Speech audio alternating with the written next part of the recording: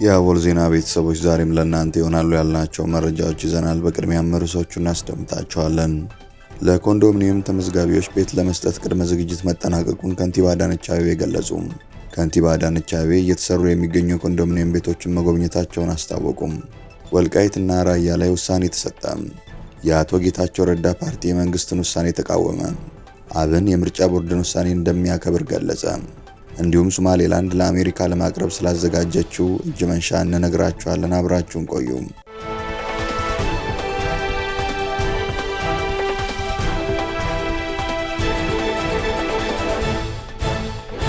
ሰላም ጤና ይስጥልን። ይህ አቦል ዜና ነው።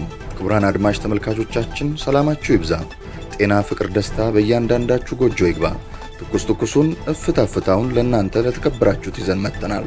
ቻናላችንን ላይክ፣ ሼር እና ሰብስክራይብ በማድረግ አጣጥሙልን፣ ለወዳጅ ዘመድም አጋሩልን። እናመሰግናለን። ወልቃይትና ራያ ላይ ውሳኔ ተሰጠ። የኢትዮጵያ ብሔራዊ ምርጫ ቦርድ በአማራና በትግራይ ክልሎች ይገባኛል ጥያቄ የሚነሳባቸውን አካባቢዎች በተመለከተም የተሰጠን ውሳኔ ትላንት ባወጣው መግለጫ አስታውቋል። ቦርዱ በሰባተኛው ጠቅላላ ምርጫ የጊዜ ሰሌዳ ላይ በተመለከተው መሰረት ጥር 22 ቀን 2018 ዓ.ም የመራጮች ምዝገባ ለማካሄድ እየተዘጋጀባቸው ያሉትን ምርጫ ክልሎችና ምርጫ ጣቢያዎች ዝርዝር ለሕዝብ ይፋ ማድረጉን አስታውሷል። ይህንኑ ቦርዱ ያወጣውን የምርጫ ክልሎችና ጣቢያዎች ዝርዝር ተከትሎ ጥር 25 ቀን 2018 ዓ.ም የፌዴሬሽን ምክር ቤት ለቦርዱ በጻፈው ደብዳቤ በትግራይና በአማራ ክልላዊ መንግስታት መካከል አከራካሪ ሆነው የቆዩት የአምስት ምርጫ ክልሎች የይገባኛል ጥያቄው እስከሚፈታ ድረስ ውሳኔ አሳልፏል።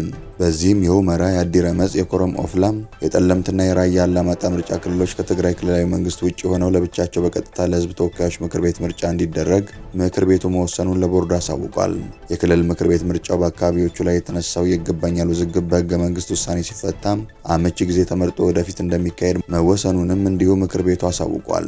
በመሆኑም ቦርዱ በፌዴሬሽን ምክር ቤት ውሳኔ መሰረት የሰባተኛውን ጠቅላላ ምርጫ ከላይ በተጠቀሰው አግባብ ለመፈጸም የሚያስችለውን ህግና ስርዓት በመጠበቅ ተግባራዊ የሚያደርግ መሆኑን አስታውቋል።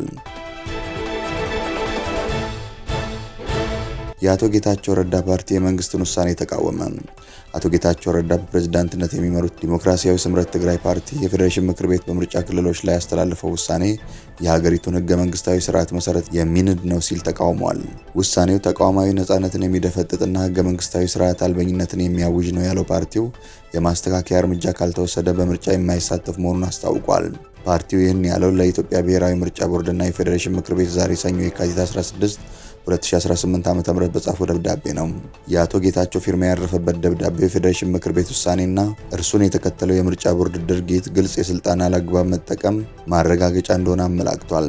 በህገ መንግስቱ አንቀጽ 62 ስር ለፌዴሬሽን ምክር ቤት የሰጠው ስልጣንና ተግባር ከህገ መንግስት ትርጉምና የክልሎች ወሰን ክርክርን ከመፍታት አይዘሉም ብሏል። ፓርቲውም ምክር ቤቱ የምርጫ ክልላችንን የማዋቀርም ሆነ ክልሎችን ከነባር አስተዳደራዊ መዋቅራቸው ውጭ በፌዴራል መንግስት ስር እንዲሆኑ የመወሰን ምንም አይነት ህገ መንግስታዊ ውክልና እንደሌለው ስምረት በደብዳቤው አስገንዝቧል። ማንኛውም የክልል ወሰን መፍትሄ ሊያገኝ የሚገባው በህገ መንግስቱ አንቀጽ 48 መሰረት መሆኑን ያመላከተው ፓርቲው ይህ ሂደት ሳይጠናቀቅና በህዝበ ውሳኔ ይፋዊ ለውጥ ሳይደረግ ምርጫው በፌዴራል መንግስት ይፈጸም መባሉ የክልል አስተዳደርን በጉልበት የመንጠቅ ሙከራ ነው ሲል አውግዟል። አብን የምርጫ ቦርድን ውሳኔ እንደሚያከብር ገለጸ።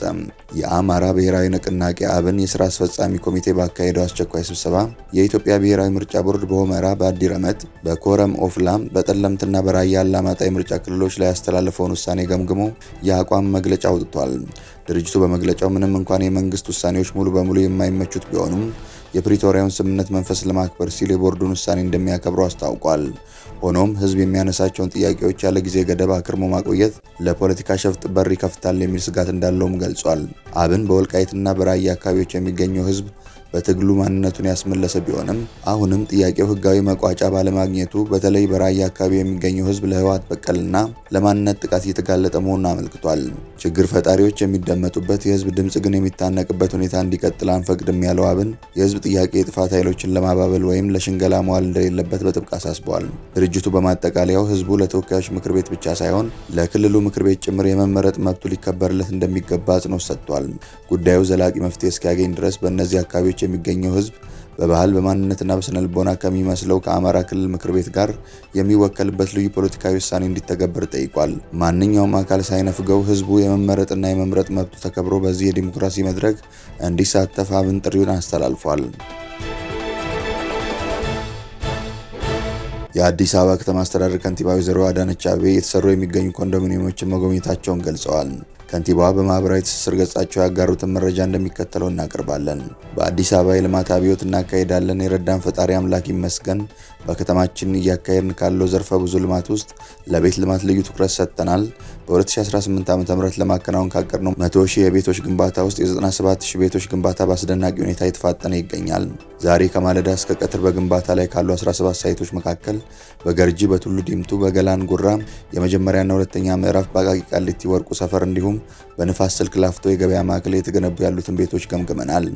የተቀሩትንም ሳይቶች በተያዘላቸው መርሃ ግብር መሰረት እየገመገምን የምናሳውቅ መሆኑን እንደተጠበቀ ሆኖ ዛሬ የገመገምናቸው ሳይቶች ፕሮጀክቶቹ ከተጀመሩ ከ6 እስከ 7 ወር ቢሆንም በ24/7 የሥራ ባህል እጅግ ትጉ በሆኑ ኢትዮጵያዊ ኮንትራክተሮች፣ ማህበራት፣ አማካሪዎች፣ ትጉ አመራሮችና በዘመናዊ ቴክኖሎጂ በመታገዝ በአሁኑ ወቅት አበረታች ደረጃ ላይ ደርሰዋል።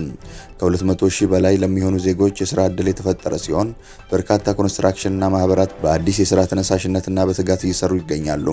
ትኩረታችን የቤቶች ግንባታ ፍጥነት ብቻ ላይ ሳይሆን ከቤት አቅርቦት የዘለለ በተሻሻለ ዲዛይን ጤናማ ውብና ዘመናዊ የመኖሪያ መንደሮችን መገንባት ሲሆን የግንባታ ጥራት ለማረጋገጥ የአዲስ አበባ ሳይንስ ቴክኖሎጂ ዩኒቨርሲቲ በአማካሪነት አብሮ እየሰራ ይገኛል። እየተገነቡ ካሉት ቤቶች ውስጥ 50 ሺዎቹ በከተማው በጀት የሚገነቡ ሲሆን የተቀሩት 50 ሺዎች ደግሞ የሚገነቡት በመንግስትና የግል አጋርነት ነው። ከለውጡ በፊት እንደዚህ አይነት ሰፊ የቤት ልማት አይደለም።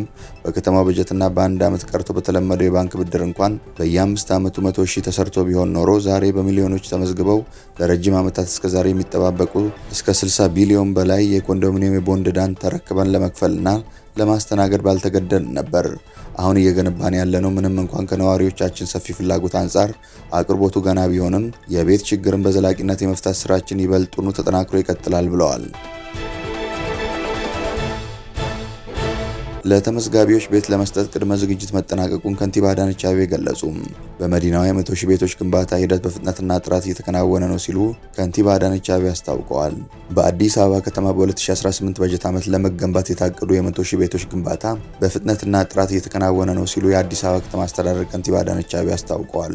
ከንቲባ አዳነች በገርጂ፣ ቱሉ ዲምቱ፣ ገላን ጉራ፣ አቃቂ ቃሊቲ እንዲሁም በነፋስ ስልክ ላፍቶ የገበያ ማዕከል እየተገነቡ የሚገኙ ቤቶች ያሉበትን ደረጃ ገምግመዋል። ከንቲባዋ በዚህ ወቅት የዜጎችን የመኖሪያ ቤት አቅርቦት ማሟላት የከተማ አስተዳደሩ ዋነኛ የትኩረት አቅጣጫ መሆኑን አመላክተዋል።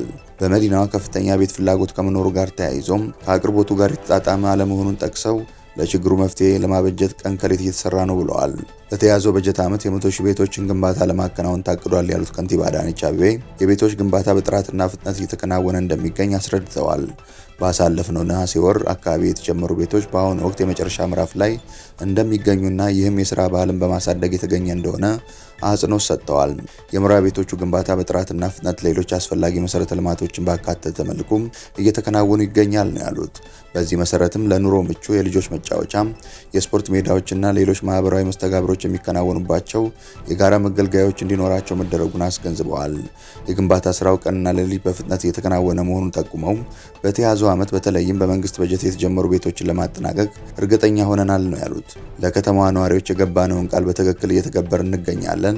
ለአብነትም ባለፉት 5 ዓመታት ከ434,000 በላይ ቤቶች በከተማዋ መገንባታቸውን አብራርተዋል። ነባር የመኖሪያ ቤት ተመዝጋቢዎች የድል ተጠቃሚ እንደሚሆኑ ያስረዱት ከንቲባዋ ከእነዚህ ፕሮጀክቶች ውስጥ ለነባሮቹ እንዴት ማስተላለፍ እንደሚገባ ዝግጅት ተደርጓል፣ ቅድሚያም ይሰጣቸዋል ብለዋል። ሶማሌላንድ ለአሜሪካ እጅ መንሻ ለመስጠት ዝግጁ መሆኗን ገለጸች። ሶማሌላንድ ለአሜሪካ ወታደራዊ የጦር ሰፈርና የማዕድን ቁፋሮ ፈቃድ ለመስጠት ዝግጁ መሆኗን ገልጻለች። ዓለም አቀፍ እውቅናን ለማግኘት ጥረት እያደረገች የምትገኘው ሶማሌላንድ ለአሜሪካ የማዕድን ፈቃድና የወታደራዊ ጦር ሰፈር ለመስጠት ዝግጁ መሆኗን አንድ የሀገሪቱ ሚኒስትር ገልጸዋል። ሶማሌላንድ ከ1983 ዓ.ም ከሶማሊያ መገንጠሏን ካወጀች ጀምሮ ዓለም አቀፍ እውቅና ለማግኘት ጥረት ስታደርግ የቆየች ሲሆን ባለፈው ታህሳስ ወር እስራኤልም የአጋርነት እውቅና የሰጠቻት ብቸኛው ሀገር ሆናለች። ምንም እንኳን ሶማሌላንድ የራሷ ፓስፖርት፣ መገበያ ገንዘብ፣ ሰራዊትና ፖሊስ ያላት ቢሆንም በሞቃዲሾ የሚገኘው የሶማሊያ መንግስት ግን አሁንም የግዛቱ አንዱ አካል አድርጎ እንደሚቆጥራት ይታወቃል። የሶማሌላንድ የፕሬዝዳንት ጽህፈት ቤት ሚኒስትር ሀደር ሁሴን አብዲ ቅዳሜ ዕለት ለኤኤፍፒ በሰጡት ቃለ ምልልስ ለዩናይትድ ስቴትስ በማዕድን ዘርፍ ልዩ የስራ ዕድል ለመስጠት ፈቃደኞች ነን፣ እንዲሁም ወታደራዊ ጦር ሰፈሮችን ለማቅረብ ዝግጁ ነን ብለዋል። ሚኒስትሩ አክለውም ከአሜሪካ ጋር በሆነ ነገር ላይ እንስማማለን ብለን እናምናለን ሲሉ ተናግረዋል። የሶማሌላንድ ፕሬዝዳንት አብዱረህማን መሐመድ አብዱላሂ ባለፉት ጥቂት ሳምንታት እስራኤል በአገሪቱ የማዕድን ሀብት ላይ ቅድሚያ የምታገኝበትን ዕድል ለማመቻቸት ፍላጎት እንዳላቸው ጠቁመው ነበር። ክቡራን አድማጭ ተመልካቾቻችን ስለተከታተላችሁ እናመሰግናለን። የደወል ምልክቷን በመጫን አቦላችንን በትኩሱና በፍታው ሁልጊዜ እንዲደርሳችሁ አድርጉም። ለወዳጆቻችሁም በፍቅርና በቅንነት አጋሩ። ጡም ቡናችንን አቦል ግብዣችንን ይዘን ወደ በኋላ እንመለሳለን። በቸር ያቆየን።